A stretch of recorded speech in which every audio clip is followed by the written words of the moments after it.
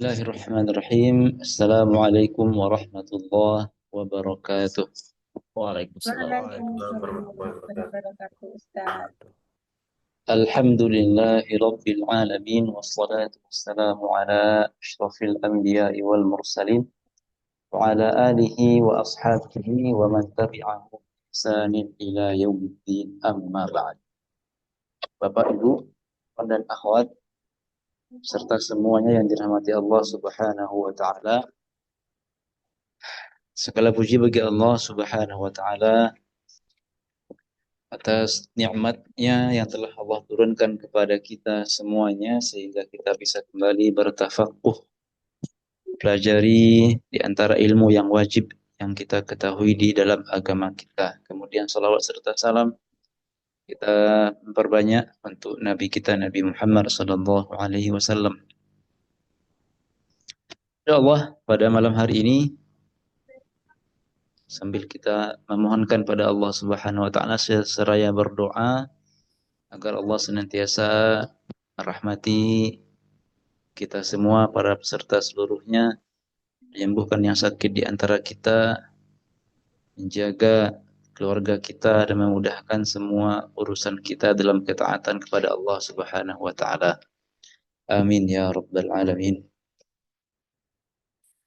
Baik. Para hadirin dan hadirat rahimani wa rahimakumullah. Sebelumnya kaifa halukum jami'an? Kabar? Gimana kabarnya para peserta Alhamdulillah semua? khair, Ustaz. Alhamdulillah Ustaz. Sehat. Alhamdulillah bi khair Ustaz. Alhamdulillah. Kaifa Ustaz? Alhamdulillah. Alhamdulillah juga. Baik. Kita lanjutkan setelah kita selesai dari membahas rukun secara umum, maka sekarang kita membahas rukun solat secara detail. Kita telah selesai dari pembahasan tentang niat solat, kemudian syarat-syarat takbir, syarat al-fatihah, kapan saja mengangkat tangan ketika solat. Maka sekarang ini kita membahas tentang rukun sujud. Dikatakan oleh penulis rahimahullah ta'ala bahwasanya syarat sah, syarat agar sujud kita menjadi sah ada 7. Pertama, tentunya sujud menggunakan atau di atas 7 anggota badan yang akan dijelaskan sebentar lagi mana saja anggota yang 7 tersebut. Dan juga berdasarkan hadis Nabi sallallahu alaihi wasallam, umirtu an asjuda ala sab'ati a'zum. Aku diperintahkan sujud di atas 7 tulang. Lalu yang kedua syaratnya adalah, nah ini syarat yang penting untuk kita ketahui semuanya, bahwasanya kening harus dalam keadaan terbuka. Tidak boleh tertutup oleh peci contohnya, atau tidak boleh tertutup oleh rambut, tidak boleh tertutup oleh sorban, tidak boleh tertutup oleh cadar bagi perempuan, tidak boleh tertutup oleh mukena. Artinya kening kita harus menyentuh tempat sujud, harus menyentuh sajadah atau tempat sujud, tergantung kita sujud sholat di atas apa. Dalilnya adalah hadis atau seorang sahabat berdatang kepada Nabi Shallallahu Alaihi Wasallam mengeluh karena panasnya tempat sujud mereka. Mungkin karena nggak ada alas atau mungkin langsung menyentuh tanah pada zaman itu. Wallahu a'lam, mereka mengeluhkan panasnya. Rombo, ya, tempat yang mereka pakai untuk sujud.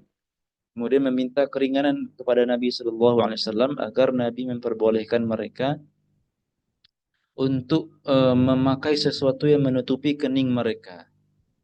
Maka kata mereka, falam yushkina. Nabi Shallallahu Alaihi Wasallam tidak menghiraukan aduan kami. Artinya tidak memberikan keringanan, sehingga harus dalam keadaan terbuka dan menyentuh tempat sujud kita. Lalu, tentu ketika sujud maka titik berat badan kita ada di kepala. Kemudian ketika kita sujud, maka niat kita tentu apa? Tentu niat kita untuk sujud.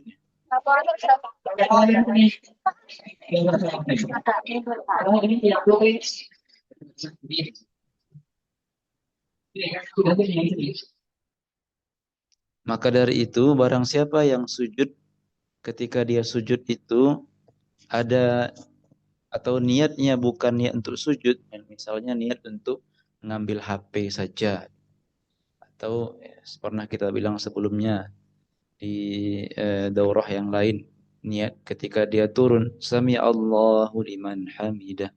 Ketika dia turun menuju sujud itu alasannya contohnya menghindari pukulan orang dari belakang atau untuk mengambil HP. Maka tidak sah sujudnya. Adapun kalau digabung, niat sujud ada, tetapi juga ada niat lainnya. Maka Allah taala alam itu tidak mengapa, asalkan ada niat sujudnya. Yang tidak sah itu adalah kalau niat ketika bergerak menuju sujud itu niatnya tidak ada niat sujud di sana. Jadi niatnya cuma untuk mengambil barang atau uh, atau uh, atau dalam kasus apa ya contohnya? Sebentar, nah, coba mikir. Nanti kalau ingat. Jadi yang masalah itu kalau ketika dia turun itu niatnya tidak ada niat sujud di sana, melainkan niat yang lain. Apakah itu mengambil barang kah atau dan lain sebagainya. Kemudian ini jarang kita temui, tetapi nanti seandainya terjadi kepada kita, maka bisa kita timbang-timbang. Tadi niat saya ketika mau sujud apa ya? Lalu yang kelima, nah ini hampir sama dengan yang nomor 2 ya. Bahwasanya kita tidak boleh sujud di atas sesuatu yang ikut bergerak bersama kita. Contohnya peci ini kan. Kemudian juga mukena bagi perempuan. Jadi ketika perempuan sujud dan sholat memakai mukena, itu jangan jadikan mukena sebagai alas. Karena khawatir barangkali keningnya kotor karena sejadah, kemudian dialas pakai mukena. Maka jangan demikian, dikarenakan mukena itu bergerak bersama orang yang sholat. Ketika berdiri dia ikut berdiri, kemudian ketika dia ruku ikut ruku, dan begitu seterusnya. Sorban atau pada buku-buku fikih biasanya diberikan contoh dengan baju yang besar ya. Seandainya dialaskan, dijadikan alas, maka tidak sah karena dia ikut bergerak bersama orang yang sholat tersebut. Kemudian di antara syarat sujud tentu bagian bawah yaitu pinggang ya lebih tinggi daripada bagian kepala kita. Maka dalam sujud ini insyaallah bagian yang paling mulia dalam tubuh kita yakni kepala. Ternyata ketika kita sholat, ketika kita menghadap Allah Subhanahu wa taala, ternyata letaknya lebih di bawah dibandingkan bagian yang barangkali bagian yang bisa dikatakan dan tidak mulia ya. Dibandingkan kepala tentu tidak mulia kepala gitu. Maka tidak boleh datar. Misalkan ada orang yang terlambat datang ke masjid, lalu dia sholat di sini, Allahu Akbar. Ketika berdiri, ketika sujud tentu nanti datar punggungnya. Maka tidak sah. Harus lebih rendah kepala dibandingkan pinggang dan bagian sekitarnya. Syarat terakhir adalah tentunya adalah tumak ninah ketika sujud. Artinya walaupun kita enggak baca zikir, akan tetapi kita sudah melakukan tumak ninah ketika sujud, yakni diam sejenak, terpisah gerakan tumak ninah itu kan artinya berhenti setelah bergerak ya.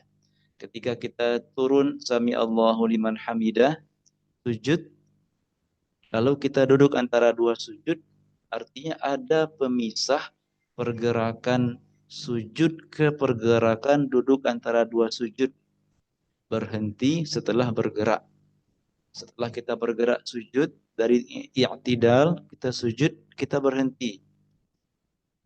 Kemudian baru kita bergerak lagi menuju rukun berikutnya. Maka jika sudah tumakninah walaupun tidak membaca apapun, maka sudah sah. Tayyib. Lalu baru beliau menjelaskan tentang anggota sujud tersebut. Pertama adalah, nah ini kalau sesuai terjemahan ini kening dulu, tetapi karena Ana mau merapikan bagan ini, Ana mulai dengan eh, telapak tangan terlebih dahulu. Jadi bagian anggota sujud kita itu pertama adalah bagian dalam telapak tangan, baik kanan maupun kiri. Dia mencakup telapak tangan, mencakup juga bagian dalam dari jari-jari kita. Kemudian lutut kanan sama lutut kiri. Kemudian bagian dalam dari jari-jari kaki kanan dan juga kaki kiri. Dan terakhir adalah kening. Tayyib. Para hadirin dan hadirat yang dirahmati Allah Subhanahu wa taala, ada beberapa catatan. Pertama adalah tentang kening. Bahwasanya kening itu kan batasnya adalah dari tempat tumbuhnya rambut, ya, sekitar inilah kira-kira batas kening, sampai di bagian atas alis kita. Maka mesti kita letakkan, atau kening ini mesti mengenai tempat sujud kita. Walaupun sebagian saja, jadi tidak mesti terkena semuanya.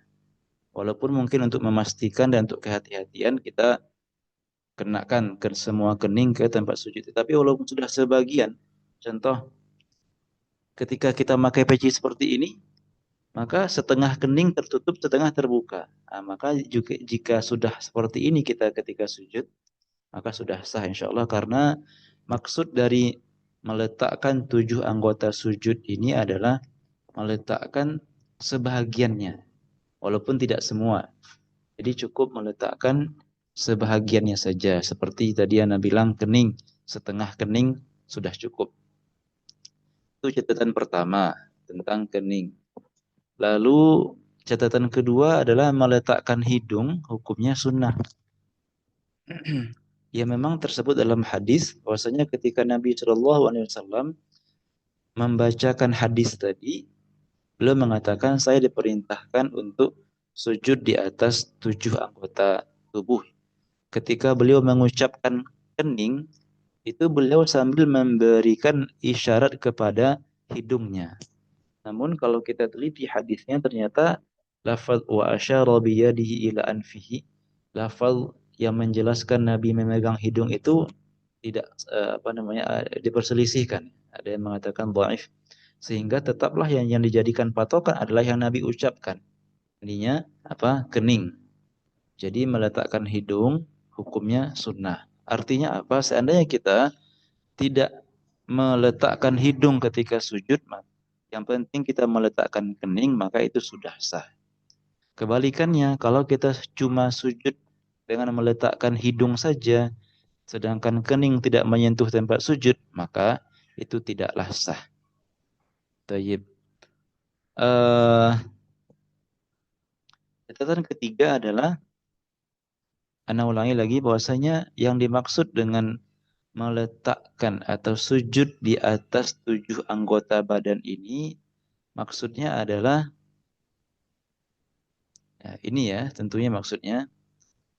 Dan yang diinginkan, yang dimaksud di sini adalah walaupun kita meletakkan sebahagiannya.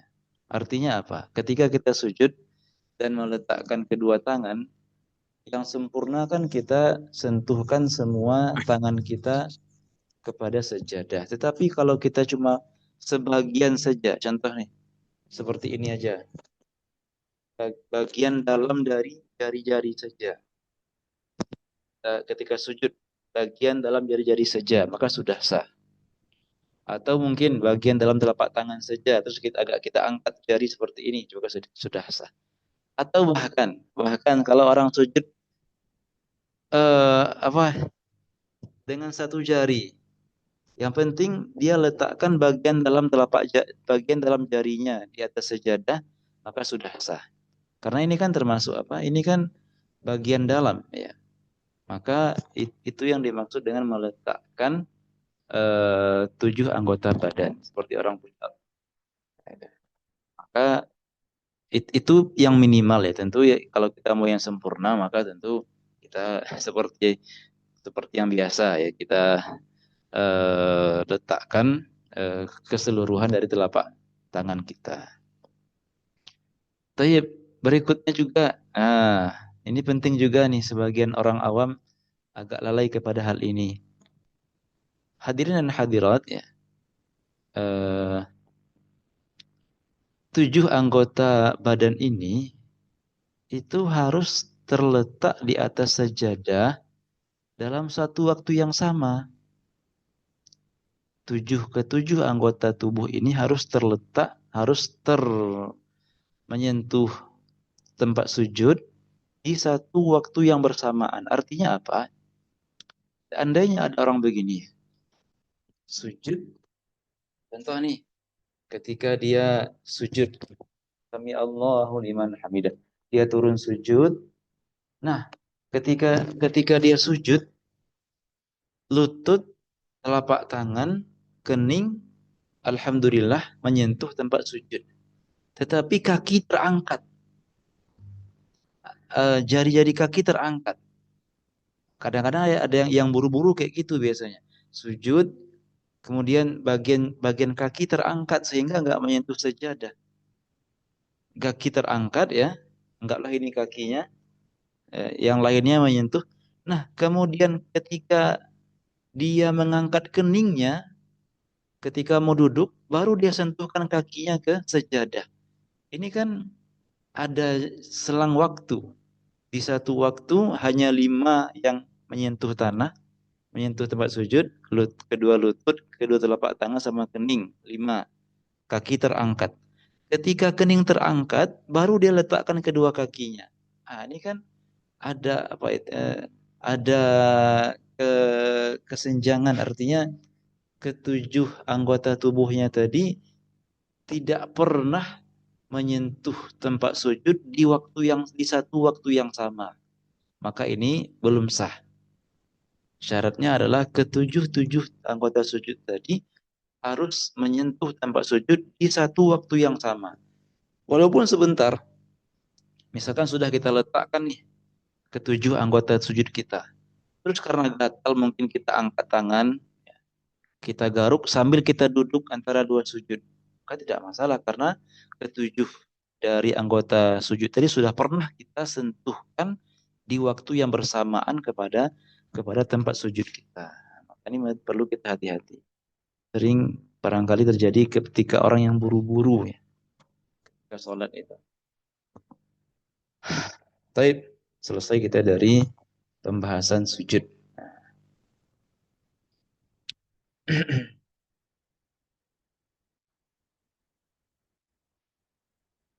Bab berikutnya adalah tentang, kan sebelumnya di bab Safinatus Shalah juga kita pelajari wajib kita membaca bacaan sholat dengan betul disertai semua tasydid-tasydidnya.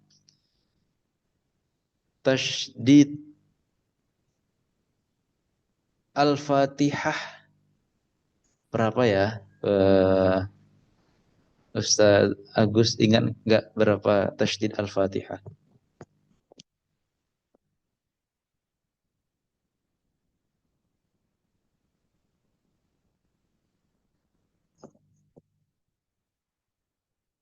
Atau Ustaz Salman, berapa jumlah tasydid di Al-Fatihah?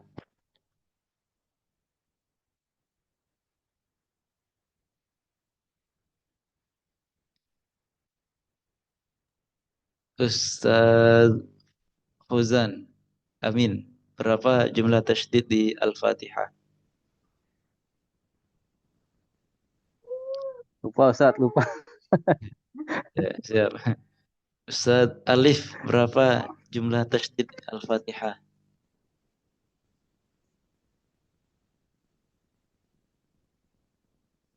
Ustaz Didit, Berapa jumlah tasydid di Al-Fatihah?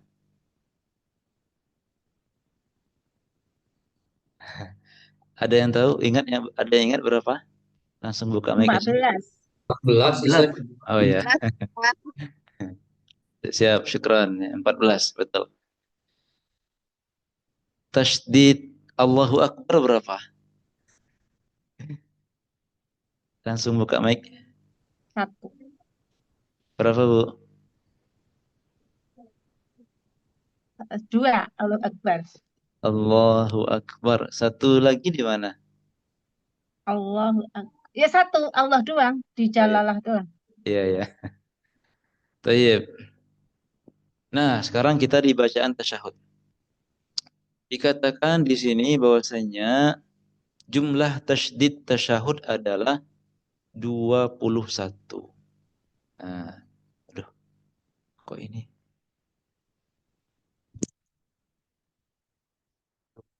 Atur ya.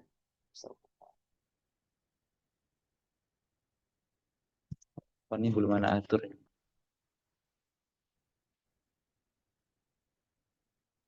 Tayyib. Ini bacaan tasyahud kurang lebih jumlah tasydidnya ada 21.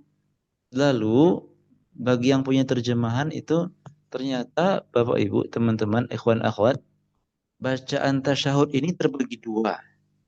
Ada bacaan wajib atau bacaan minimal dan ada bacaan yang sempurna.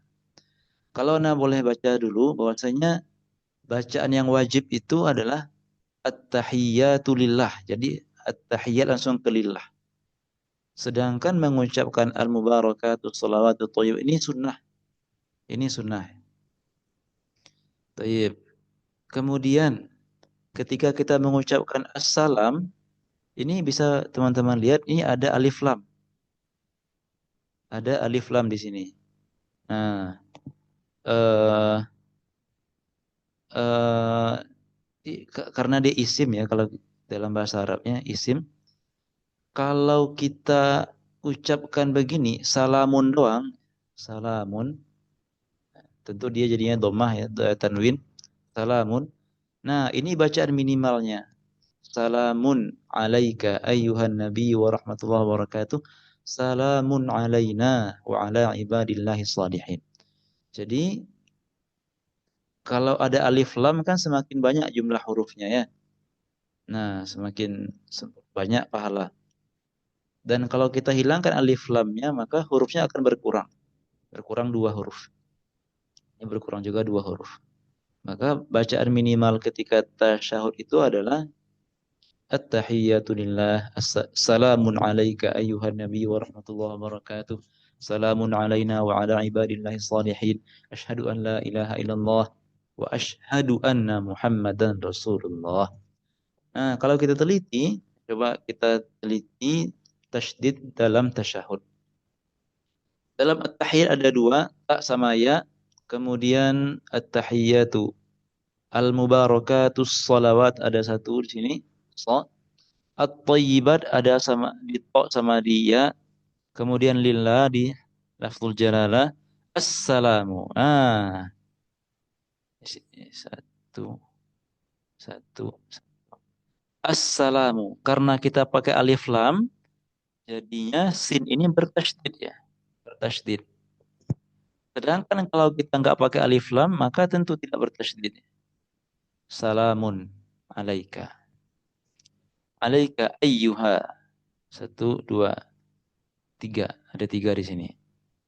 Warahmatullah wabarakatuh. Nah, karena pakai alif lam, ada tasydid di sin.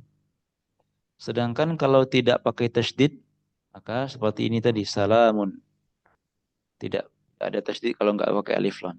Alaina wa ala ibadillahi as-salihin. Ashhadu. Nah, perhatikan, kadang-kadang sebagian orang awam dipangkas huruf H-nya, didiskon dan ditelan. Sehingga asyhadu terdengar asyhadu dan tidak dibaca ashha huruf H-nya. Nah, kita ingatkan barangkali anak-anak kita atau orang terdekat kita, Ashhadu. Alla ashhadu alla di sini harusnya. Alla ilaha illallah wa ashhadu anna Muhammadan Rasulullah. Jadi totalnya ada 21 kalau kita baca bacaan yang sempurna ya. Sedangkan kalau kita cuma baca bacaan yang wajib yang minimal saja, maka tentu akan kita kurangi 1, 2, 3, 4, 5. Dikurangi 5. Maka sesuai kata beliau di sini sittata asyar. 16 jumlah tasyahud pada bacaan minimalnya dan 21 ihda wa ishrun kalau kita mau baca yang sempurnanya. Thayyib, barakallahu fiik. Ini teori saja ya. Sambil kita renung-renungkan bacaan kita selama ini apakah sudah sesuai tasydidnya atau belum. Kalau tasydid ketika sholawat,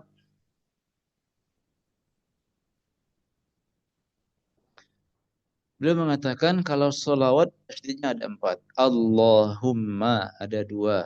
Sholli 1. Ala Muhammad 1. Karena bacaan sholawat yang minimal itu Allahumma sholli ala Muhammad. Sedangkan bacaan salam karena yang minimal adalah assalamualaikum, maka tentu tasydidnya cuma 1 saja. Ini tentang juhud dan usaha dari penulis Safinatun Najah untuk berdakwah dan menunjukkan perhatian beliau terhadap bacaan sholat dari kita agar sholat kita sah. Tentu ini masya Allah ya.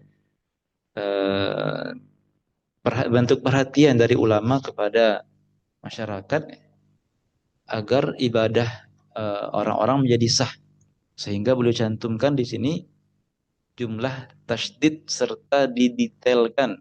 Kalau kita baca bahasa Arabnya kan assalamualaikum, beliau sebutkan tasydid itu ada di atas sin. Di mana tasydid beliau sebutkan Allahumma di atas lam sama di atas mim. Ini kan di antara bentuk perhatian yang besar dari beliau kepada masyarakat. Tamam. Alhamdulillah kita telah selesai dari pembahasan mengenai rukun sholat. Maka selanjutnya insya Allah kita masuk ke pembahasan waktu sholat. Sampai di sini tentang rukun, apakah ada pertanyaan sementara ini dari ikhwan akhwat? Bu? Boleh sharing sedikit Ustaz. Ya. Ini kalau assalamualaikum itu nggak apa-apa. Assalamualaikum wa ala ibadillah itu bukan salamun gitu. Tasyahud ya Bu ya? Iya tentang tasawuf. Gimana tadi Bu? Kita biasanya pakai assalamualaikum ayuhan nabi, bukan assalamun alaika gitu. Oh iya. Assalamun atau salamun gitu aja. Oh, assalamu. Oh gitu. Kalau dimulai dengan as, maka mimnya ndak kita tanwinkan, assalamu saja. Assalamu. Tapi kalau ndak pakai as, melainkan langsung salam, baru kita tanwinkan salamun. Nah, maka satu-satu kita pilih assalamu atau salamun. Namun yang sempurna tentu yang assalamu, yang ada alif lamnya, yang dimulai dengan assalamu. Gitu. Oke, jazakallahu khair. Wa iyyakum. Kapan kita mengacungkan jari ketika tasyahud? Kalau mazhab Imam Asy-Syafi'i sejak kita membaca at-tahiyyat itu sudah meluruskan jari. Baru nanti ketika kita dan mazhab kita tidak bergerak-gerak, cuma diam saja. Diam saja sejak awal tasyahud. Lalu ketika sampai ke tahlil ya. Asyhadu alla ilaha illallah. Ketika illallah, maka diangkat. Asyhadu alla ilaha illallah. Barangkali ada juga bisa juga dikembalikan ke posisi semula atau dipertahankan sampai akhir. Asyhadu alla ilaha illallah. Ada juga yang eh, mengatakan agak dibengkokkan seperti ini. Jadi ujungnya mengarah ke kiblat. Lurus juga boleh, tapi ada pendapat yang membengkokkan seperti ini. Dan dia hukumnya sunnah. Kalaupun nggak kita gerakkan, nggak masalah juga, nggak membatalkan sholat. Sunnah. Asyhadu an la ilaha illallah. Illallah tauhid, bertauhid dengan lisan, dengan mengucapkan asyhadu an la ilaha illallah, ikut juga tauhid dengan anggota badan, yaitu dengan jari, dengan hati. Nah, itu di antara hikmah ya, bukan sebab itu hikmah saja. Lalu telunjuk ini kita pertahankan sampai kapan? Dalam kitab Bushrul Karim, Syarah Masailit Ta'lim disebutkan bahwasanya jari ini kita pertahankan sampai kita selesai dari salam yang kedua. Jadi, fil alamina innaka hamidum majid. Assalamualaikum warahmatullahi. Assalamualaikum warahmatullahi. Baru kita turunkan telunjuk kita. Karena sholat itu, walaupun sholat itu sudah selesai dengan salam yang pertama, Assalamualaikum warahmatullahi, itu sudah selesai gitu. Namun, eh, yang sempurnanya kan, atau salam kedua itu menjadi tabi', pengikut dan penyempurna dari salam kita. Maka telunjuk tersebut diturunkan ketika kita memang betul-betul selesai habis dari sholat kita yang mana selesainya dengan salam yang kedua atau sempurnanya dengan salam yang kedua. Wallahu a'lam. Ustaz, mau nanya Ustaz. Ya, silakan. Itu yang anggota sujud yang jari, kedua jari kiri dan kanan itu ada yang berbeda pendapat Ustaz, ya. Apakah sunnahnya itu perutnya jari atau cukup berdiri aja Ustaz? Gitu. Saya mau tanyakan yang mana yang sunnah gitu Ustaz. Atau minimalnya gitu, yang mana yang sunnah, mana yang minimal gitu Ustaz. Ketika sujud, Ya, kaki belakang itu, jari oh kaki, berdiri hanya sekedar berdiri. Iya, oh iya, berdirinya sekedar nempel berdiri atau ditekuk sedikit, yang sunnah yang mana Ustaz? oh Ada yang bilang cukup berdiri aja, nggak usah ditekuk. Ada yang bilang wajib ditekuk atau minimalnya gitu Ustaz. Gitu iya. ya. Eh, Kalau dalam mazhab kita maka mensyaratkan ditekuk. Karena yang diminta adalah bagian dalam dari jari-jari, baik jari tangan maupun jari kaki. Maka dari itu pernah suatu ketika Syekh Labib menjelaskan, seandainya seseorang sholat menggunakan sepatu yang tidak bisa ditekuk, kan boleh memakai kaos kaki, boleh ketika sholat. Bahkan memakai sepatu pun selama disuci boleh ya. Namun kalau memakai sepatu yang sepatu tentara atau sepatu apa yang tak bisa ditekuk sama sekali, pakai sujud maka tidak sah. Karena dia tidak apa ya, tidak kita tidak bisa meletakkan bagian dalam jari kaki ketika sujud menggunakan sepatu yang tidak lentur tersebut.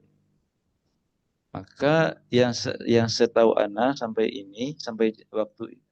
sekarang ini mesti ada bagian dalam dari jari walaupun satu jari aja. Biasanya jari jempol yang kebanyakan bisa yang bisa kita tekuk ya. Kelingking sampai kelingking kayaknya nggak bisa deh. Minimal satu jari dan harus bagian dalamnya. Wallahu a'lam. Mazhab lain anda nggak tahu Ustaz Fauzan.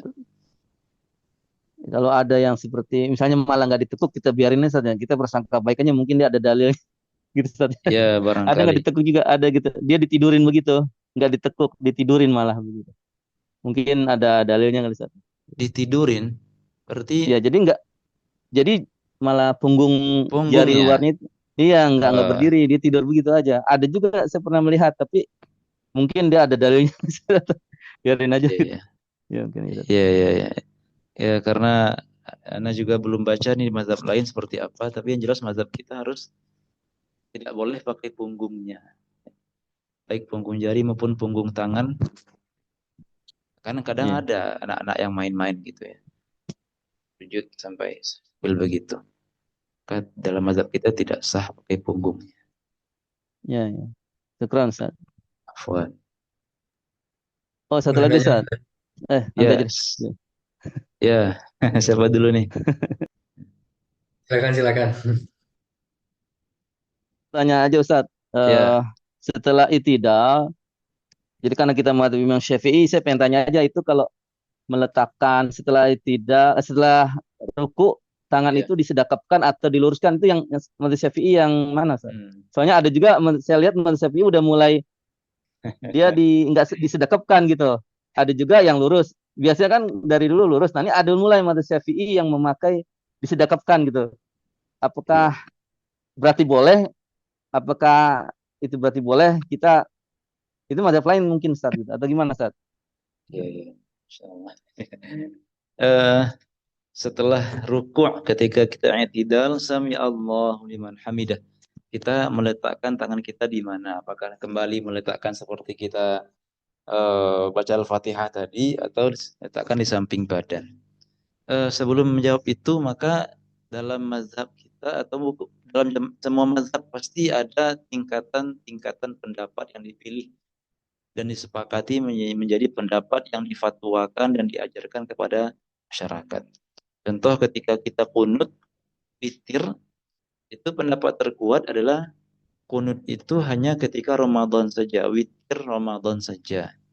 Dan itu pun pertengahan kedua, malam 16 sampai akhir Ramadan. Sedangkan pendapat kedua mengatakan itu kita boleh kunut tiap malam, tiap malam ketika kita witir, boleh kunut tiap hari, walaupun di luar Ramadan. Jadi ada tingkatan pendapat. Nah, dalam pendapat setelah ruku' ini, maka pendapat terkuat yang dipilih oleh mazhab kita, yang disepakati oleh ulama-ulama murajjihun adalah muhakkikun, meletakkan tangan di samping sih. Itu pendapat pertama. Sedangkan mengembalikan tangan ke posisi sedekap ini pendapat nomor dua. Jadi ternyata memang ada gitu Ustaz Fuzan. Tapi dia tidak dikuatkan. Yang dikuatkan itu pendapat yang mengatakan tangan di samping. Itu Allah Ya. a'lam. Afwan, syukran Ustaz. Jazakallah. Pak Iyaku. Tadi Izin siapa Ustaz. ya? Siap Ustaz. Afwan Ustaz, boleh dijelaskan ketika seseorang lupa atau meninggalkan salah satu rukun sholat, apa yang harus dilakukan Ustaz? Meninggalkan salah satu dari Rukun sholat. rukun sholat. Baik. Nah, orang yang meninggalkan rukun sholat bisa kita bagi kedua keadaan sepertinya, Ustaz. Pertama, dia masih dalam sholat. Misal di rakaat kedua dia teringat, ternyata di rakaat pertama tadi saya nggak baca Al-Fatihah. Dan ingat di rakaat kedua, ketika sujud nih, ketika sujud di rakaat kedua, ingat bahwasanya di rakaat pertama tadi tidak baca Al-Fatihah. Contohnya dia lagi galau, lagi lalai sehingga nggak baca Al-Fatihah. Nah, walaupun dia sekarang posisi sujud, itu wajib dia kembali berdiri demi membaca Al-Fatihah. Ini keadaan pertama ketika orang tersebut ingat dan dia masih di dalam sholat, maka dia harus kembali menjemput rukun yang tertinggal tersebut, apapun posisi dia. Lupa baca Al-Fatihah dan dia sedang ruku, segera kembali berdiri untuk membaca Al-Fatihah. Sedang sujud, atau sedang duduk antara dua sujud, segera jemput Al-Fatihah kalau ingat. Itu keadaan pertama, orang yang lupa rukun sholat dan dia masih di dalam sholat.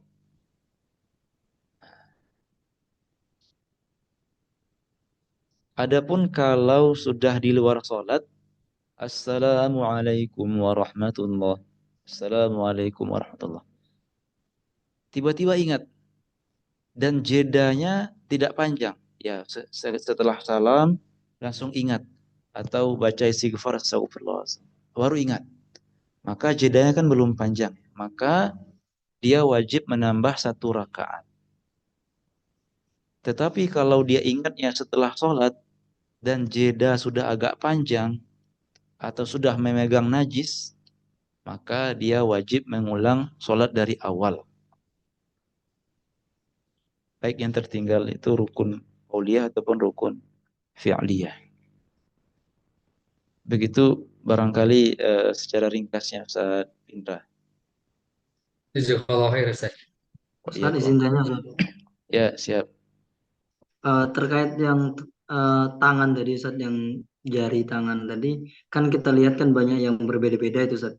Ada yang dari awal sudah ngangkat telunjuk gitu kan. Ya, Kemudian ada yang bergerak-bergerak. Kemudian di mazhab kita itu untuk mengangkatnya pada kalimat illallah. Nah, ya. itu dasar dari itu apa memang ada hadisnya, Ustaz, secara sharih sehingga kok berbeda-beda, atau memang dalil itu diambilnya dari kias atau yang lainnya, Ustaz? Sehingga kadang-kadang kita bingung gitu. Seperti itu, Ustaz. Jazakallah khair. Baik. Ketika mengangkat tangan ketika kita sampai ke bacaan illallah secara hadis, mohon maaf, Anda belum menemukan hadisnya. Kalau kita kalau kita mengacu ke hadis, ya, maka Anda belum menemukan hadisnya. Namun kalau kita kembalikan ke pembahasan lainnya, bahwasanya kalau dalam usul fikih kan dalil tidak hanya hadis Quran saja, melainkan juga hadis-hadis, melainkan ada dalil-dalil lainnya seperti qiyas sama ijma'. Dan ada juga dalil-dalil lainnya yang mungkin tidak semua menyepakatinya seperti amal ahli Madinah, kemudian istihsan dan lain sebagainya. Maka mengangkat tangan ini kalau nggak salah maka istihsan, menganggap itu baik, istihsan.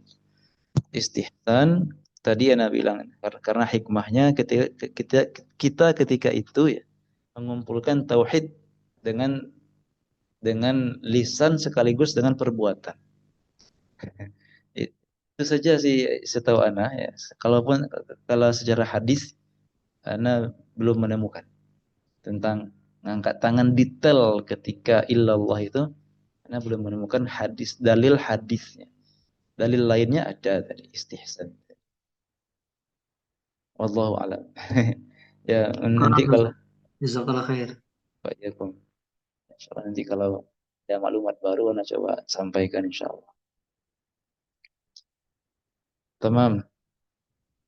Ya, silakan yang lain. Kita lanjut kembali waktu sholat. Karena di antara syarat sholat adalah tidak sah sholat sebelum waktunya masuk ya. Yakninya sholat-sholat yang terikat dengan waktu maka tentu tidak sah sholat sebelum waktunya masuk. Ada teka-teki yang saya tulis di Telegram ada orang yang eh,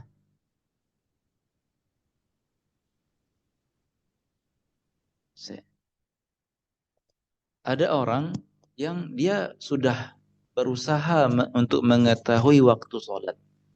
Tapi ternyata ijtihad atau usahanya itu salah. Sehingga selama 40 tahun dia sholat subuh sebelum waktunya. Maka pertanyaannya adalah berapa jumlah sholat subuh yang mesti dia ganti? Atau berapa tahun sholat subuh yang mesti dia ganti kira-kira? Yang tahu boleh buka mic langsung.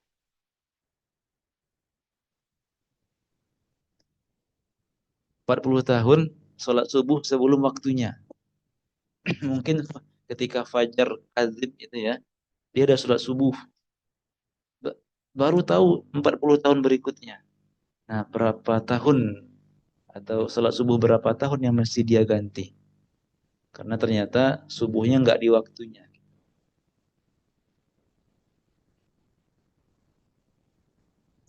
Ada, kalau yang tahu boleh jawab. Satu aja Ustaz yang terakhir ya. Apa? Yang terakhir di waktu pagi terakhir. Kenapa Ustaz? Yang lain nggak perlu diganti. Berarti satu itu mewakili yang 40 tahun. Karena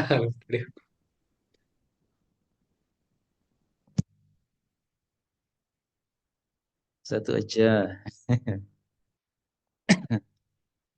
Ya, betul. Jawabannya betul. Bahwasanya cukup mengganti satu saja. Misalkan sekarang jam 9 malam sekarang. Subuh tadi dia masih sholat sebelum waktunya. 40 tahun sebelumnya ya baru ingat sekarang jam 9 malam. Baru tahu sekarang. Maka sekarang ini yang mesti dia ganti hanya sholat subuh hari ini saja. Eh, Kenapa? Karena jawabannya tadi seperti yang dituliskan tadi bahwasanya sholat subuh eh, yang dia lakukan selama 40 tahun yang dia kerjakan sebelum waktunya hari pertama, kedua, ketiga sampai 40 tahun, maka yang tidak sah itu adalah sholat subuh di hari pertamanya. Karena itu tidak dikerjakan di waktunya. Dan adapun sholat subuh yang dia kerjakan di hari kedua itu adalah terhitung qadha dan pengganti untuk hari yang sebelumnya. Jadi begitu urutannya, sholat subuh di hari berikutnya jadi pengganti hari yang kemarin. Berikutnya pengganti. Karena ada pembahasan begini. Seandainya seseorang melakukan sholat sebelum waktunya, maka contohnya nih, eh, seandainya ada seseorang sholat subuh sebelum waktunya, maka itu tidaklah sah dan tidak terhitung untuk subuh pada hari itu. Kalau dia nggak sengaja, kalau sudah berusaha mengetahui waktu ya, maka tidak sah sebagai subuh untuk hari itu. Akan tetapi, apakah dia dapat pahala? Ini ada dua keadaan. Seandainya dia pernah meninggalkan suatu subuh di suatu hari dalam hidupnya, maka subuh yang dia kerjakan pada hari ini yang sebelum waktunya menjadi qadha, menjadi pengganti bagi subuh yang tertinggal di suatu hari tersebut. Akan tetapi jika dia nggak punya hutang, clear, subuhnya semuanya aman, maka subuh tadi yang dia kerjakan sebelum waktunya itu terhitung sebagai apa? Sholat sunnah mutlak. Jadi kembali ke kata-kata kita di 40 tahun, maka hari kedua menjadi qadha untuk hari pertama. Sesuai kaidah tadi. Hari kesekian, ke-100 qadha untuk hari ke-99. Tahun, dan begitu seterusnya. Jadi sudah betul jawabannya tadi, bahwasanya dia harus cukup mengganti satu sholat saja. Itu teka-teki aja. Jadi Ustaz, ya meskipun kita tidak berniat mengkodo ya Ustaz, itu otomatis terhitung sebagai kodo ya Ustaz.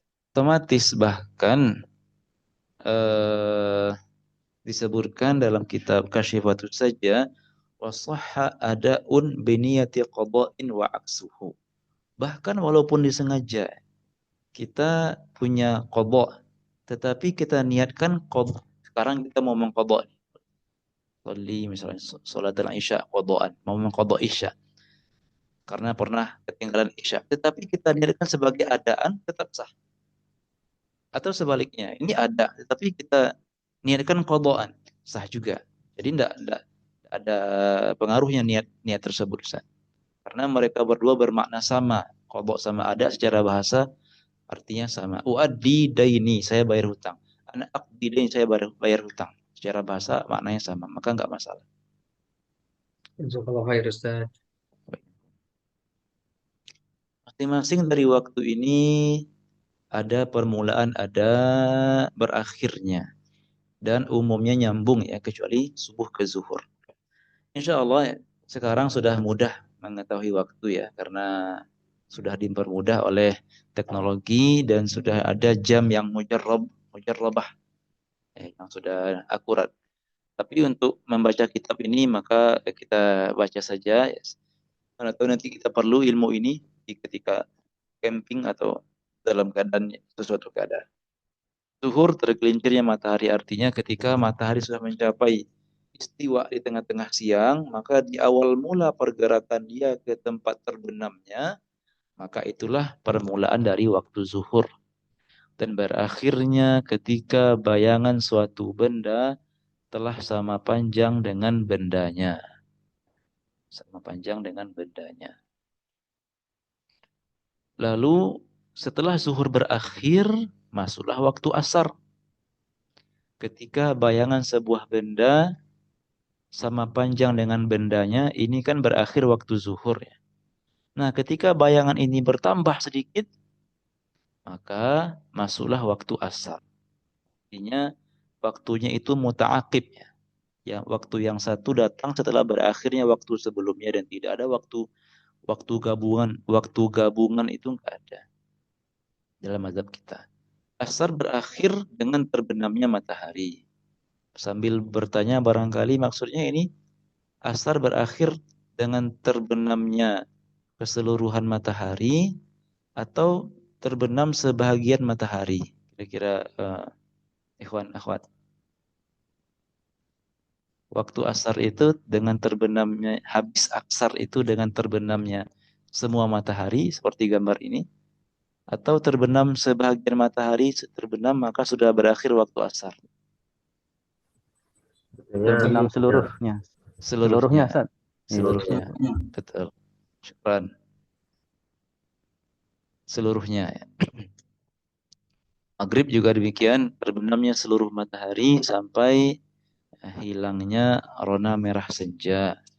Lalu Isya, ketika maghrib sudah berakhir, maka masuklah waktu Isya, dan Isya berakhir dengan terbitnya Fajar Shadiq. Sebentar lagi akan kita jelaskan apa itu Fajar Shadiq dan apa itu rona merah senja.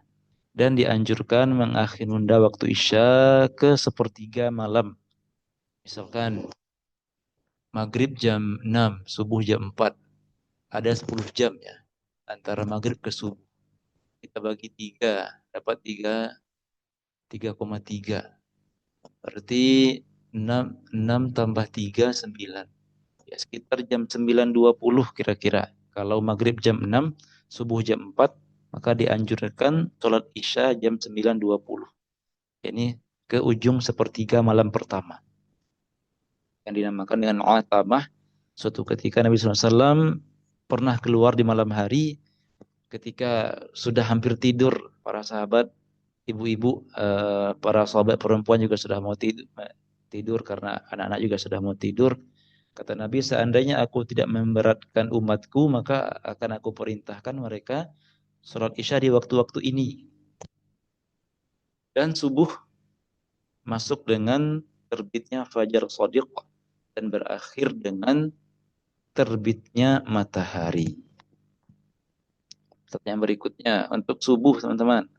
Apakah subuh itu berakhir dengan terbitnya seluruh matahari atau subuh berakhir dengan terbitnya sebahagian matahari? Sebagian Sebagian. matahari Ustaz. Bagian, Ustaz. Sebagian ya, betul-betul. Sebagian saja. Nah, beda dengan apa tadi? Beda dengan asar ya. Taib. Lalu beliau di sini menjelaskan bahwasanya rona ketika maghrib itu ada 3, ada merah, ada kuning, sama putih. merah. Selama rona merah masih ada, ketika tidak ada awan, nggak ada mendung, maka itu berarti waktu maghrib masih ada. Ketika rona merah sudah hilang, maka maghrib sudah selesai dan masuklah waktu isya. Jadi ini ini waktu sholat pada hari ini. Bahwasanya zuhur nyambung ke asar, zuhur nyambung ke asar, ya, artinya zuhur masuk jam segini dan zuhur berakhir dengan kurang lebih 15 eh 08 ya, gitulah kira-kira mudah kan. Maka berakhir asar nyambung ke maghrib, maghrib nyambung ke isya. Tayyib. Dan isya nyambung ke subuh. Dan subuh berakhir dengan terbitnya matahari. Tayyib. Ada sholat syuruk, ikhwah. Sholat syuruk. Eh, nanti akan kita pelajari bahwasanya sholat pas di waktu terbit ini terlarang seharusnya. Ikhwah dan akhwat, Bapak Ibu. Larang ketika pas terbit itu terlarang kita sholat. Nabi melarang karena ya ada orang Majusi ketika itu menyembah matahari dan lain sebagainya. Maka terlarang. Maka kalau kita mau sholat sunnah setelah kita berdiam diri di masjid, ya, maka tunggu sekitar 16 menit. Ya. Berarti hari ini seharusnya curugnya itu jam 5 lewat 46 ya. Afwan. 51. Kalau mau sholat syuruk. Karena kita harus menunggu 4 derajat dulu. Baru kan bolehnya itu setelah matahari naik dan meninggi seujung tombak menurut pandangan kita. Dan itu sekitar 4 derajat. 1 derajat sama dengan 4 menit. Maka 4 derajat sama dengan 16 menit. Jadi harus tunggu sekitar 16 menit setelah dia terbit baru kita mau sholat sunnah. Walaupun dalam mazhab Imam Syafi'i itu sebenarnya awal-awal duha sebenarnya itu. Sholat. Taib. Nah, tadi kita katakan bahwasanya waktu Isya berakhir dengan fajar shodiq dan waktu subuh masuk dengan terbitnya fajar shodiq. Ada fajar kazib, ada fajar shodiq. Fajar kazib itu arah cahayanya ke atas. Jadi terbit cahaya, timbul cahaya sebentar, arahnya ke atas, kemudian dia akan hilang dan akan timbul cahaya yang membentang. Dan ini akan lama, akan lama, semakin terang sampai matahari terbit. Maka kalau nanti kita misal ada kesempatan untuk memandang cahaya fajar ini, maka mungkin nanti bisa kita perhatikan, oh ini arahnya ke atas, berarti masih kazib. Ketika sudah membentang lurus, maka itu sudah fajar shodiq, menandakan waktu sudah masuk dan ini masih boleh makan minum kalau kita mau puasa. Sedangkan ini sudah tidak boleh lagi makan minum kalau kita mau puasa. Tayyib. Lalu ya kurang lebih ketika matahari terbenam ya masih ada kemerah-merahan di langit ya. Sampai mungkin nanti karena belum pernah sih lihat. Belum pernah lihat sebenarnya ya. Udah coba-coba lihat fajar syafaq abiyat rona putih ini ada di antara ikhwah yang sudah pernah lihat memperhatikan nggak pada maghrib keadaan langit seperti apa. Katanya tadi kan teorinya setelah matahari terbit itu terbenam ada rona merah, kemudian ada rona kuning, mungkin kuningnya ini mungkin ya, kemudian ada rona putih. Selama merah masih ada, berarti itu masih ada waktu maghrib. Nah, ketika sudah hilang yang kemerah-merahan ini, maka sudah berakhir waktu maghrib, masuklah waktu isya. Wallahu a'lam. Baik, ya, itu masih ada insya Allah. Pembahasan berikutnya. Inilah waktu-waktu yang kita tidak boleh sholat pada waktu-waktu ini. Baik.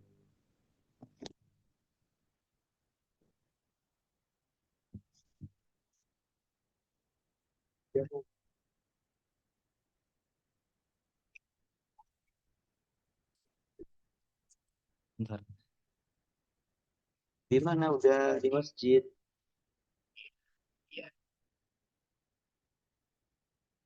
Coba ngajar sebentar ya, Nak. Enggak apa-apa sih. Sambilnya.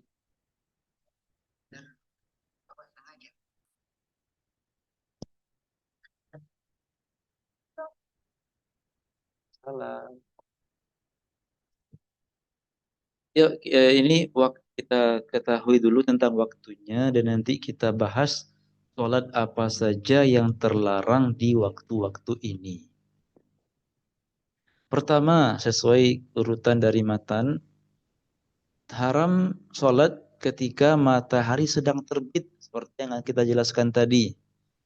Sampai dia meninggi setinggi tombak kira-kira, atau sekitar 16 menit setelah dia terbit.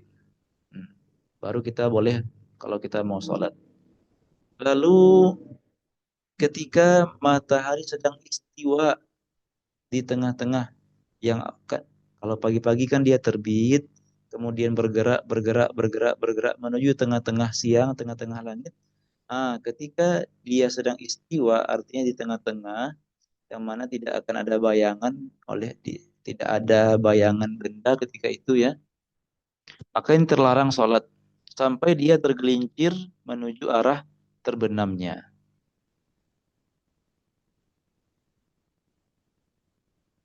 Lalu ketika matahari menguning sampai dia terbenam, ini sebelum maghrib banget ya. Sebelum maghrib banget ya. Ketika sudah mulai berkuning, mungkin 5 menit mungkin ya sebelum waktu maghrib. Maka itu waktu yang terlarang sampai dia terbenam. Baru kita boleh sholat. Baru masuk waktu maghrib.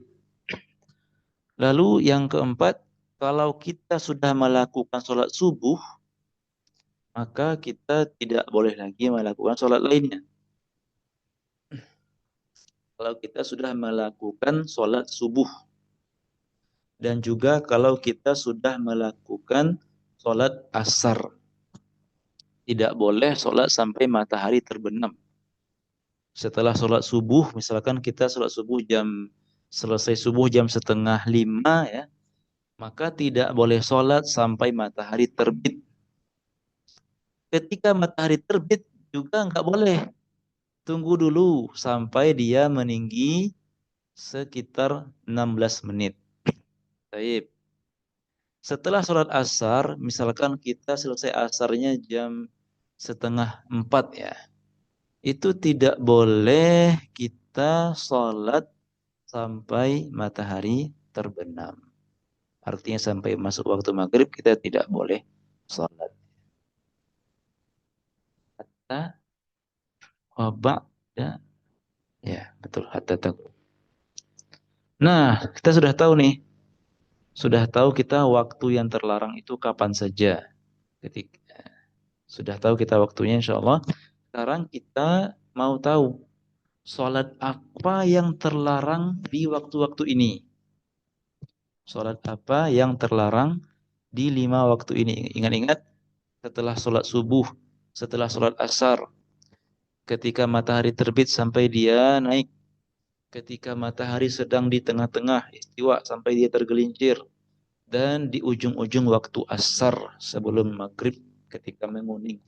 Tidak boleh sholat ketika itu. Apa? Waduh, ini kok belum. Sebentar. Anak slideshow sebentar. Wan.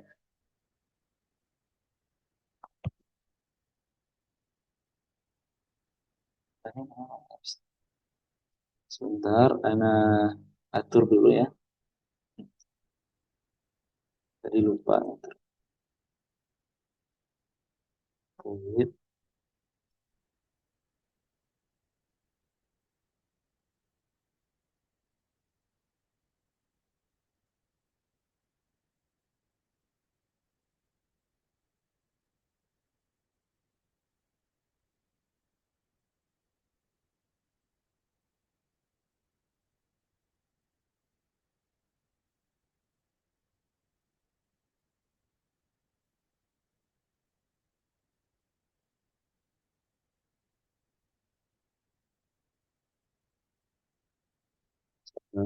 lagi buat animasi. Subhanallah, alhamdulillah, Allahu Akbar, Astaghfirullah, Allahumma salli ala Muhammad. Subhanallah, alhamdulillah, la ilaha illallah, Allahu Akbar, Astaghfirullah, Allahumma salli ala Muhammad.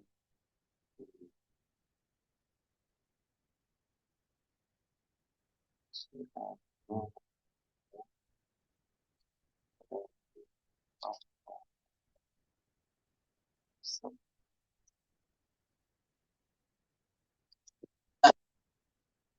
Baik, boleh yang tahu jawabannya boleh dijawab ya. Ya. Salat kan terbagi dua, ikhwah dan akhwat, Bapak Ibu. Ada salat wajib, termasuk wajib kan qadha termasuk wajib ya.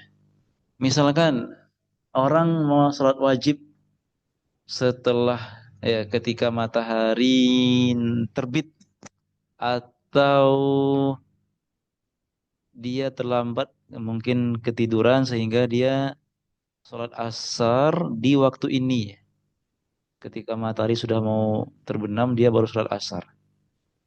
Atau ya, dia belum salat isya sehingga setelah subuh jam setengah 5 dia subuh, jam 5 dia mengqadha salat isya. Atau ya begitulah kira-kira gambarannya. Salat wajib boleh nggak di waktu-waktu yang wah, boleh nggak kira-kira? Boleh, Ustaz. Boleh Ustaz. Boleh ya? Nggak terlarang berarti. Betul, tidak terlarang. Ya, mungkin sudah tahu jawabannya tapi untuk apa namanya? Menghidupkan suasana aja ya. Pertama, wajib tidak terlarang. Salat sunnah boleh nggak enggak? Kita bagi nih. Salat sunnah ada beberapa macam. Ada yang namanya salat sunnah terikat ya, muqayyad. Ya, kita terjemahkan saya terikat dulu ya. Artinya dia salat sunnah itu terikat waktu. Artinya ada waktu permulaannya, ada waktu berakhirnya. Seperti apa? Seperti rawatib, seperti duha, seperti witir, dan salat sunnah lainnya yang ada waktu permulaan, ada waktu berakhir. Nah, seandainya seseorang salat misalnya nih, dia belum sempat salat sunnah rawatib zuhur sampai masuk waktu asar dia salat asar, setelah salat asar dia mengerjakan rawatib zuhur qadha. Apakah boleh di waktu itu? Boleh, Ustaz. Boleh juga. Betul. Terlarang. Salat sunnah yang terikat waktu, baik itu barangkali masih adaan ataupun masih qadhaan, karena sebagaimana yang wajib diqadha, maka yang sunnah juga dianjurkan untuk diqadha. Maka yang kelewatan dan ketiduran enggak sholat Idul Fitri bersama jemaah masih boleh di rumah. Atau lupa hari kemarin enggak sholat Idul Fitri, tanggal 2 Syawal diqadha, karena dianjurkan juga untuk mengqadha sholat-sholat sunnah. Taib. Ada sholat sunnah yang terikat sebab, artinya kita mengerjakan sholat sunnah ini karena ada sebabnya. Contoh, ya, ada 3 nanti. Ada sholat sunnah yang mana dia terikat sebab. Yang mana sebabnya itu kita kerjakan sebelum mengerjakan sholatnya. Artinya ada dulu sebabnya baru kita sholat. Seperti tahiyatul masjid. Bukankah tahiyatul masjid itu merupakan sholat sunnah yang terikat oleh sebab? Yang mana sebab kita mengerjakannya adalah karena kita masuk masjid. Lebih duluan mana masuk masjid atau sholat sunnah tahiyatul masjid? Tentu dahuluan masuk masjid ya. Duluan masuk masjidnya. Berarti tahiyatul masjid ini tergolong sholat sunnah yang mana sebabnya terjadi sebelum kita sholat. Kira-kira boleh nggak di waktu yang 5 tadi? Tetap Boleh, boleh. Ustaz. Boleh juga. Boleh, Ustaz. Habis asar kita pergi ke suatu masjid, ada majelis ta'lim. Sebelum kita duduk, kita tahiyatul masjid, tetap boleh berarti. Boleh. Boleh juga ya. Atau ba'da subuh ada kajian Ahad pagi, contohnya jam berapa ya? Jam setengah 6 kita datang ke masjid, majelis ilmu, tetap boleh tahiyatul masjid. Atau sholat sunnah wudhu juga tergolong ke bagian ini. Sholat sunnah yang terikat sebab, yang mana sebabnya terjadi sebelum sholat. Betul. Sholat sunnah yang sebabnya terjadi berbarengan atau kita mengerjakan sholat ini berbarengan dengan sebabnya itu, seperti gerhana. Jadi selama gerhana kita sholat, sebelum gerhana nggak sholat, setelah gerhana kita nggak sholat lagi. Boleh nggak sholat gerhana di waktu yang tadi? Boleh Ustaz. Boleh juga, Masya Allah. Boleh. Betul, tak terlarang.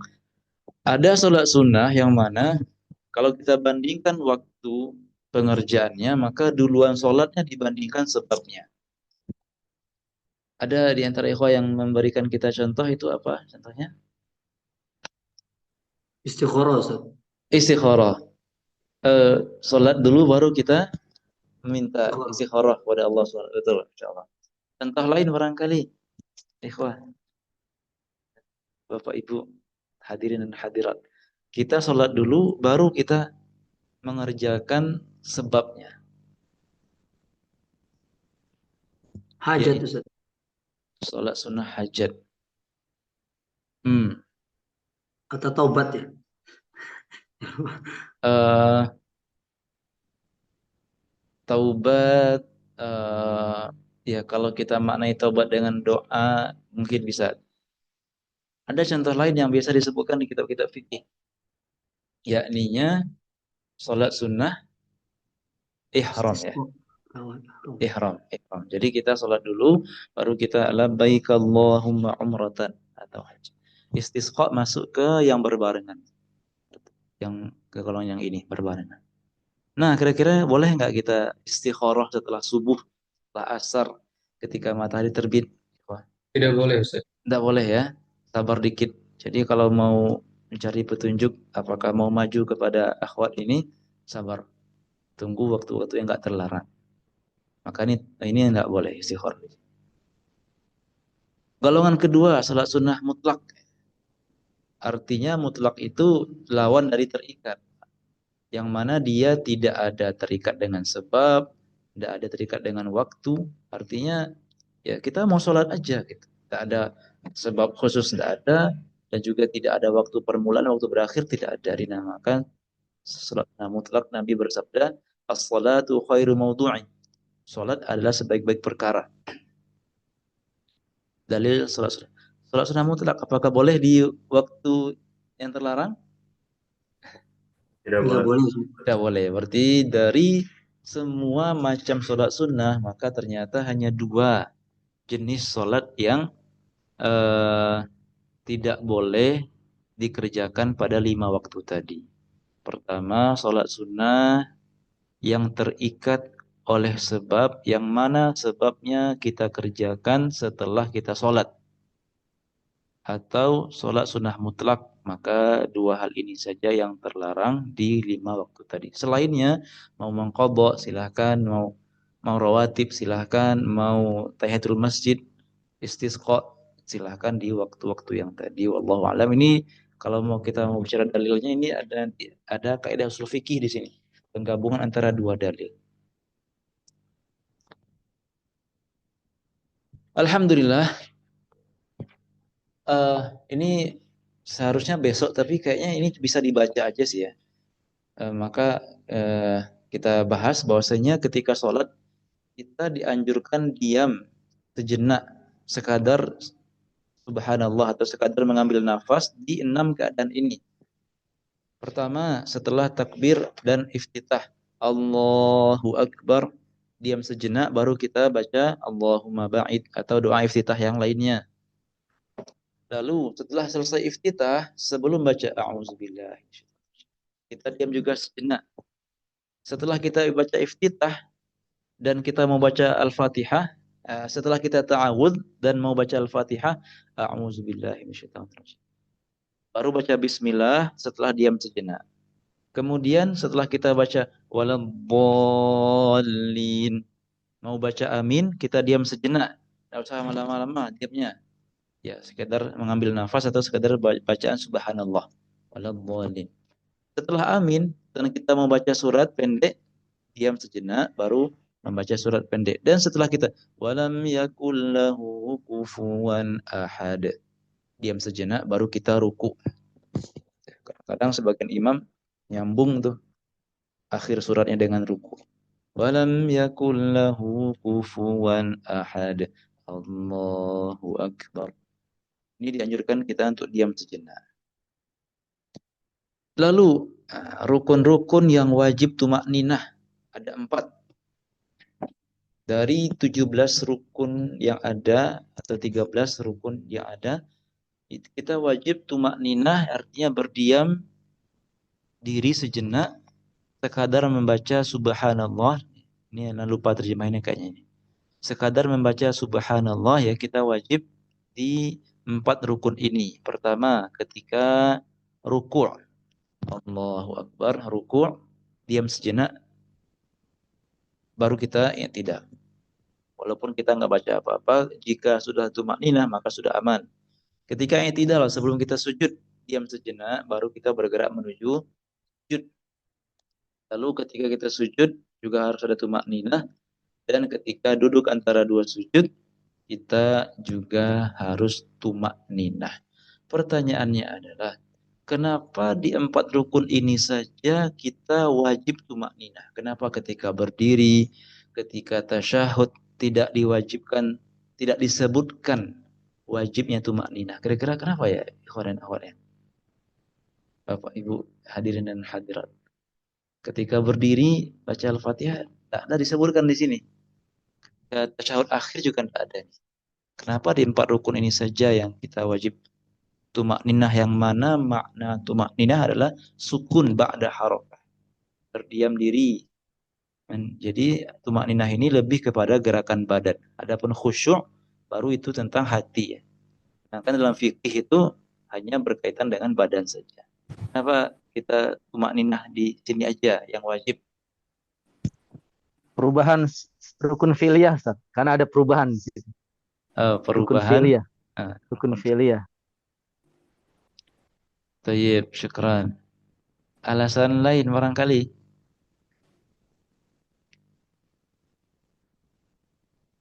Mungkin Ustaz siapa nih? Ustaz Alif siap-siap jawab kayaknya. Ambil ancang-ancang.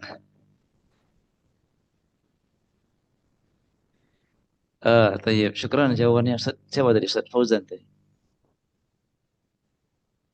Kita maknanya kembali tumakninah itu adalah diam ya, diam, sukun. Berdiam diri, sukun. Karena ketika berdiri dan ketika tasyahud akhir ada bacaan yang wajib dibaca, maka secara otomatis kita akan berdiam diri di sana lama-lama. Dan dikarenakan di 4 rukun ini tidak ada bacaan dan zikir yang wajib dibaca, maka diwajibkanlah di sini tumakninah. Itu kurang lebih jawabannya. Karena di 4 rukun ini tidak ada zikir yang wajib dibaca. Karena zikirnya cuma sunnah saja di sini. Maka diwajibkan tumakninah di 4 rukun tersebut. Adapun yang lain juga wajib tumakninah, tapi sudah otomatis. Sudah otomatis kita tumakninah karena adanya bacaan yang wajib yang akan menahan kita sehingga kita nggak akan bergerak. Wallahu a'lam. Besok insyaallah kita sambung dengan pembahasan sujud sahwi yang cukup barangkali menguras energi. Sampai di sini pada malam ini kita pertemuan kita. Jika ada pertanyaan, sebelumnya Ana coba screenshot dulu absen. Ustaz mau nanya, Ustaz. Siap. Soalnya ini masalah mengkodok sholat, tapi ada juga yang adaan dan kodokan. Ya. Yang mana lebih dahulu, Ustaz? Jadi ada yang bilang ya kodok dulu, ada yang bilang adaan dulu. Yang mana yang lebih sunnah, yang lebih kuat, Ustaz? Ada yang kalau kodok alasannya gini, kalau adaan alasannya gini. Jadi dua-duanya juga boleh. Cuman yang mana yang lebih ini, Ustaz? Yang lebih dianjurkan gitu, Ustaz. Terima kasih, Ustaz. Crown. Insyaallah. Nah. Kita belum sholat zuhur, sudah masuk waktu asar. Otomatis zuhur akan diqadha. Ya, sebelumnya kita jelaskan sedikit barangkali adaan ketika kita mengerjakan ibadah di waktu yang ditentukan, maka dia dinamakan adaan. Tapi ketika kita mengerjakan ibadah sudah habis waktunya baru kita kerjakan ya. Misalkan subuh jam segini, jam malam-malam segini, maka terhitung qadhaan. Terjadi kasus tadi, kita berkumpul antara adaan sama qadhaan. Kita belum zuhur, sudah habis waktunya, masuk waktu asar, otomatis kita harus mengganti zuhur dan juga kita sedang dalam keadaan apa? Dalam keadaan harus mengerjakan asar. Asar insya Allah masih adaan karena dia masih di waktunya, sedangkan zuhur akan terhitung qadhaan karena sudah di luar waktunya. Mana yang duluan? Maka jawabannya begini dalam mazhab kita, sesuai sunnah yang difahami oleh mazhab kita. Ada sebuah bait mengatakan begini, wal fawru wat tartibu fi ma fata aula liman lam yakhtashil fawata. Menertibkan salat atau mengurutkan salat itu lebih didahulukan. Artinya seperti yang tadi, kita belum zuhur sampai habis waktunya. Masuk waktu asar, maka lebih diutamakan mengerjakannya dalam bentuk berurutan. Artinya qadha dulu zuhurnya, baru baru ditunaikan asarnya. Ini dalam sesuai pemahaman sunnah oleh Imam Syafi'i atau mazhab kita. Kecuali dalam satu keadaan. Ketika waktu asar, dalam permisalan yang tadi ya, sudah sempit yang mana tidak akan bisa kita kerjakan selain asar. Artinya waktu yang sisa ini hanya cukup untuk asar saja. Maka dahulukan yang adaan. Dahulukan asar. Karena yang qadha, yang zuhur akan tetap qadha walaupun di waktu asar, walaupun nanti di waktu maghrib akan tetap qadha. Kalau kita dahulukan zuhur di waktu ini, waktu asar akan habis untuk mengqadha zuhur. Sehingga asar juga akan qadha nantinya. Jadi kita harus mengqadha dua. Maka tentu lebih ringan kalau dahulukan asarnya, masih adaan, masih tinggi pahala insya Allah, masih ada. Sedangkan zuhur tetap akan qadhaan kapanpun akan kita kerjakan. Jadi dirinci begitu kurang lebih jawaban ana. Kalau waktu masih lapang maka dahulukan qadha atau tertiblah istilahnya itu, ditertibkan, diurutkan. Dan jika waktu sudah sempit maka dahulukan sahibul waktu, salat yang memiliki waktu pada saat ini. Wallahu a'lam. Iya, kalau berarti ada yang bilang begini, Ustaz. Karena itu kita hormatin waktu dia duluan, itu berarti lemah, Ustaz. Karena itu waktu dia dulu, waktunya dia duluan gitu, nggak gitu itu lemah kali ya, Ustaz, ya, kalau gitu. Ya. Ada Barangkali yang bilang menurut begitu, Ustaz. dalam mazhab kita lemah. Ya, Ustaz. Syukur, Ustaz ya. Ustaz Kendi silakan, Ustaz. Apaan Ustaz, terkait sholat-sholat yang bisa digabungkan Ustaz, satu niat itu apa saja ya Ustaz ya? Salat yang bisa digabungkan, yang aneh ingat dulu ya. Karena memang ibadah itu ada terbagi dua. Ada nama ibadah maqsudah. Ada ghairu maqsudah. Nah, coba terjemahkan apa ya? Ibadah maqsudah yaitu ibadah yang memang diminta oleh syariat kita dikerjakan terpisah dari yang lainnya. Sedangkan ghairu maqsudah itu yang penting dia ngikut, yang penting dia ada gitu. Kalau kita contohkan ke yang lain ya apa ya?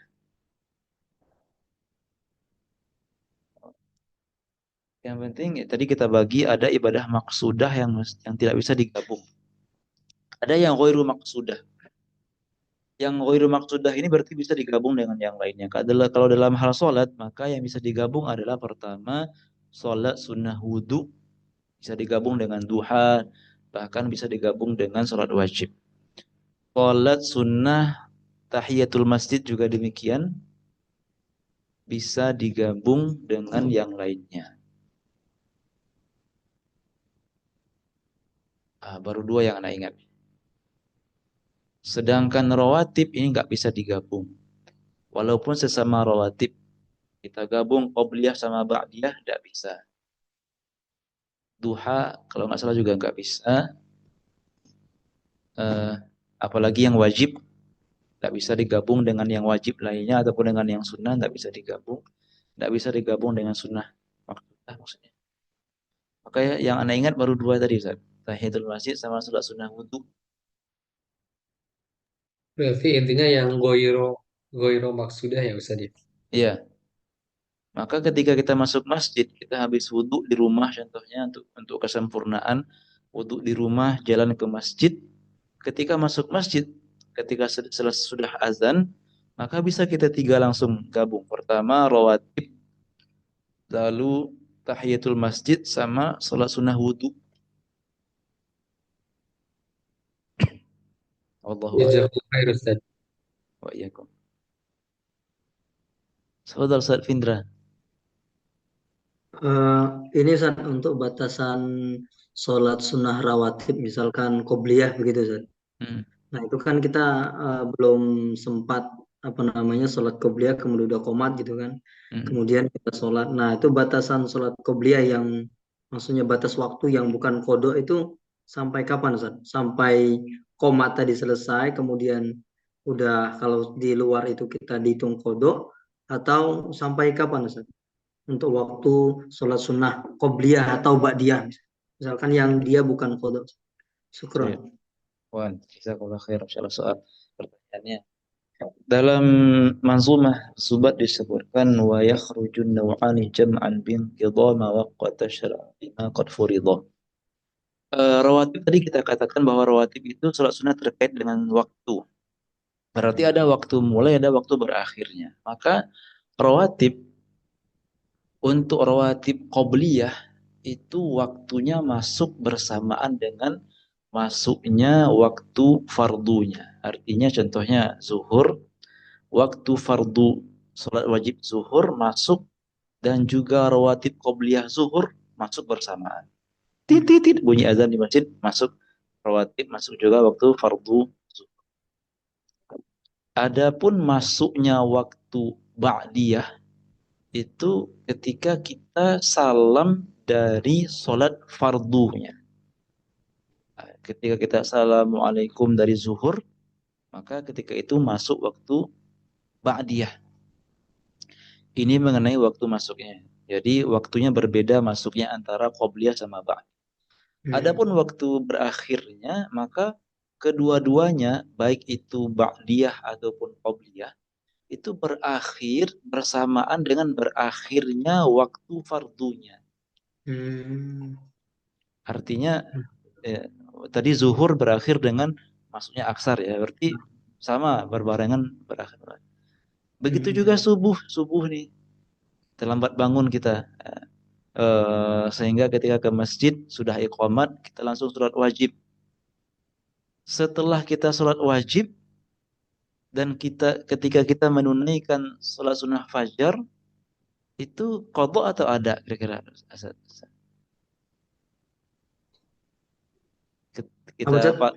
Kita pakai kaidah tadi bahwasanya rawatib itu berakhir dengan berakhirnya waktu fardunya.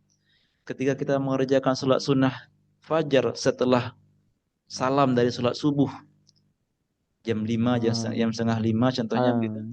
Adaan berarti Ustaz ya? Masih ada. Adaan berarti. Adaan berarti. Masih di waktunya. Masih di waktunya, masih ada. Betul. Jadi itu acuannya Findra. Cukup Ustaz, jazakallahu khair. Ustaz Salman, tafadhol. Silakan. Assalamualaikum Ustaz. Untuk pertanyaan dari Ana tadi, dari yang sudah Ustaz jawabkan dari pertanyaan pertama terkait ketika seseorang terluput sholat duhurnya karena udzur dan telah habis waktunya, itu tadi untuk menjelaskan kan sesuai tartib ya, apa lebih afdolnya sesuai Ya. urutan duhur dulu baru asar, kecuali ketika asar sudah mepet. Ya. Nah misalnya nih Ustaz, ya tadi ya kasusnya ketika orang terluput sholat duhur karena udzur dan ketika sholat asar ingin ikut berjamaah sholat asar di masjid. Nah itu bagaimana Ustaz? Niatnya apakah niat zuhur atau asar?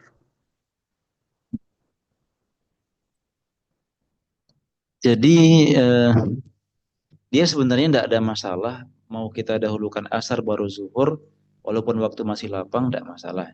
Cuma tadi berbicara tentang afdol,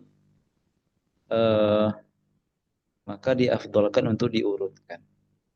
Maka kalau terjadi keadaan seperti itu, kita belum sholat zuhur, ketika ke masjid kebetulan ada jemaah asar, maka kalau karena ada qarinah dan sebab tertentu seperti ini, maka dahulukan asar, karena nanti kalau beda niatnya, imam niat sholat asar, kita sholat zuhur, itu justru apa ya, makruh gitu. Makruh kalau beda niat antara imam sama makmum. Walaupun sah ya. Kalau kita ini akan zuhur sah, cuma makruh. Berarti lebih utama ketika itu wallahu alam untuk didahulukan asar, niat asar, baru nanti kita qadha zuhur setelah itu. Jazakallahu Wallahu khairan Ustaz. wallahu alam. Wa iya. Jika sudah selesai, maka kita cukupkan sampai di sini. Kita besok ketemu lagi insyaallah. Subhanakallahumma wa bihamdika asyhadu an la ilaha illa ant astaghfiruka wa atubu ilaik walhamdulillahirabbil alamin. Assalamualaikum warahmatullahi wabarakatuh. Waalaikumsalam warahmatullahi Waalaikumsalam wabarakatuh. warahmatullahi Jazakallah wabarakatuh. Ustaz. Jazakallahu khairan Ustaz.